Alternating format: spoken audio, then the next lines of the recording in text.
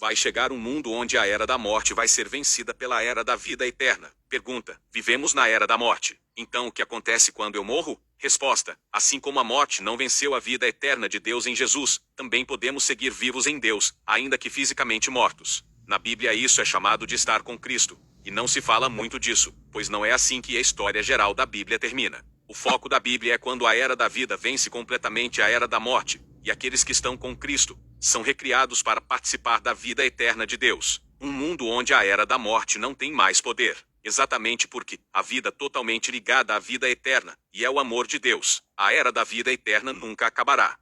Antes de nascermos e existirmos, o mel e o seu sopro de vida sempre existiu. Alguns chamam de espírito. O sopro de vida ou espírito é simplesmente vento que necessita de um corpo para fazer parte desse mundo físico que foi criado por Deus. Quando esse vento ou espírito ganha um corpo, passa a ter sentimentos, tato, paladar, cheiro, nariz e olhos para ver esse mundo maravilhoso que foi criado por Deus. Você por acaso perguntou para um deficiente ou inválido se ele quer morrer? Com certeza ele vai dizer que não, porque estar nesse mundo físico é muito bom. Quando passamos por algum tipo de sofrimento, enfermidade, acidente, ou outra coisa qualquer, que nos deixa entre a vida e a morte por consequência do nosso pecado, a nossa escolha é a vida. E Deus sempre está dando uma oportunidade de você impedir que seu sopro vital seja recriado em um corpo de alguns dos seres vivos que vivem nas trevas. São os animais que vivem se devorando uns aos outros nas selvas ou nos desertos, e até as criaturas que habitam no mar debaixo das águas, vivem se devorando uns aos outros. Quando estamos em vida, e passamos a conhecer a Cristo, e viver no amor fraternal como Cristo viveu, passamos a ter a vida eterna, e quando chegar o dia da morte física,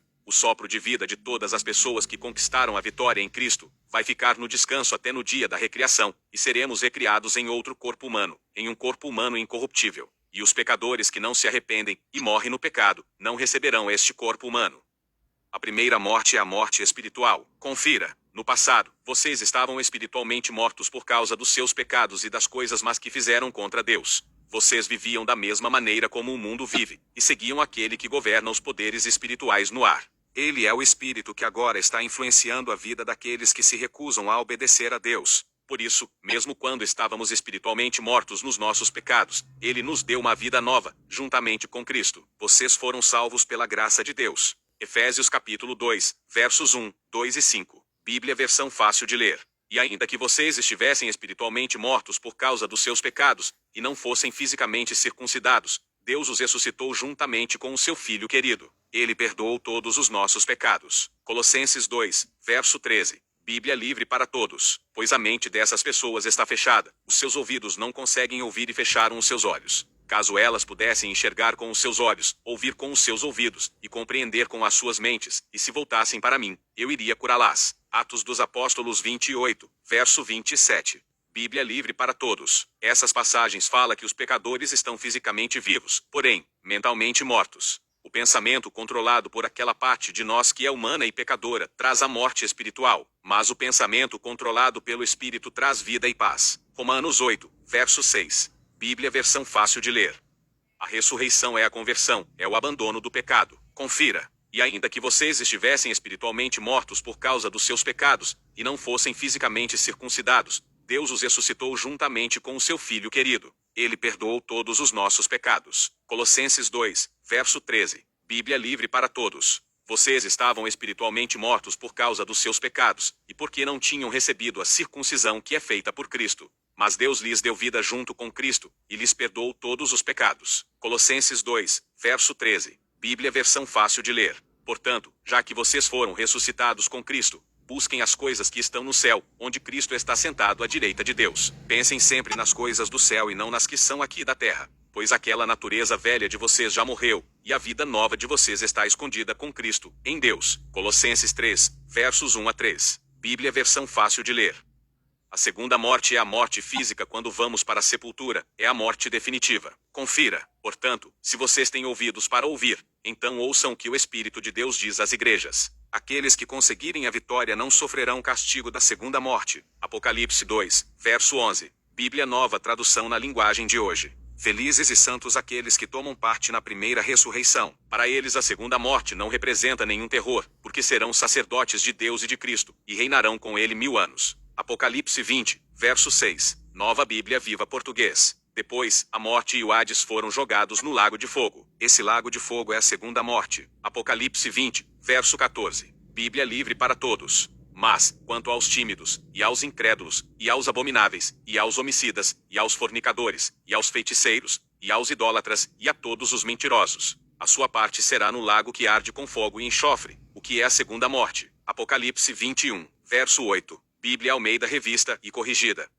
Vamos ouvir a Bíblia Sagrada edição pastoral. Eclesiastes capítulo 9 versos 7 a 12. Viver o presente e amar. Portanto, vá, coma o seu pão com alegria, e beba o seu vinho com satisfação, porque com isso Deus já foi bondoso para com você. Que suas roupas sejam brancas o tempo todo, e nunca falte perfume em sua cabeça. Goze a vida com a esposa que você ama, durante todos os dias da vida fugaz, que Deus lhe concede debaixo do sol. Essa é a porção que lhe cabe na vida, e no trabalho com que você se afadiga debaixo do sol. Tudo o que você puder fazer, faça-o enquanto tem forças, porque no mundo dos mortos, para onde você vai, não existe ação, nem pensamento, nem ciência, nem sabedoria. Observei outra coisa debaixo do sol. Não é o mais veloz que ganha a corrida, nem é o mais forte que vence na batalha. O pão não é para os mais sábios, nem as riquezas para os mais inteligentes, nem o favor para os mais cultos, porque tudo depende do tempo e do acaso. Além disso, o homem não conhece o dia da própria morte. Ele é como os peixes, que são pegos na rede, ou como os pássaros que caem presos na armadilha.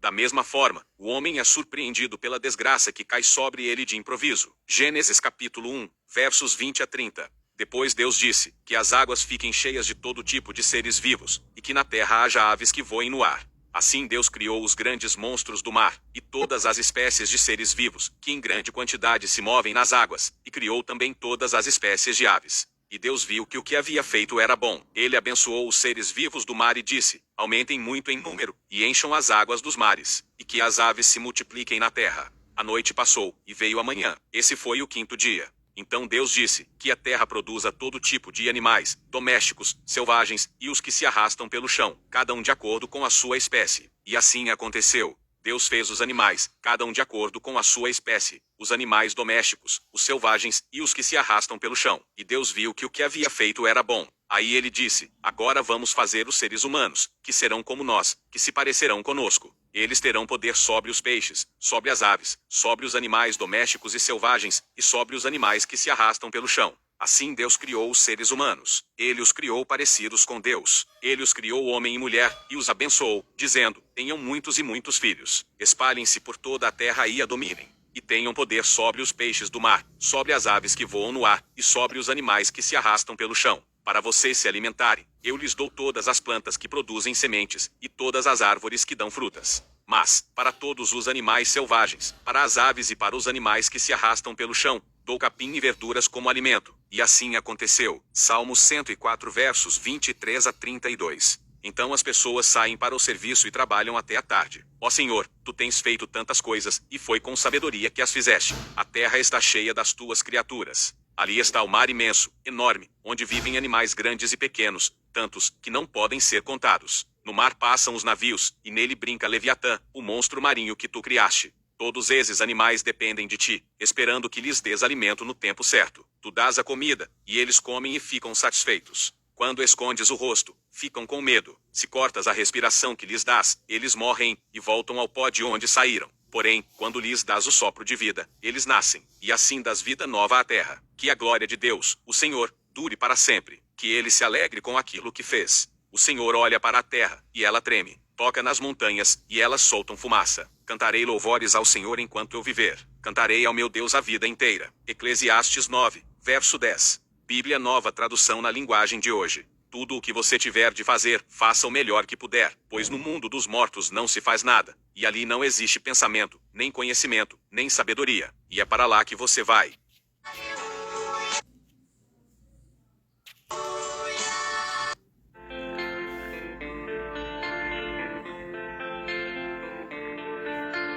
Pai, eu quero te adorar, sentir tuas mãos me tocar. A tua presença me trouxe amor.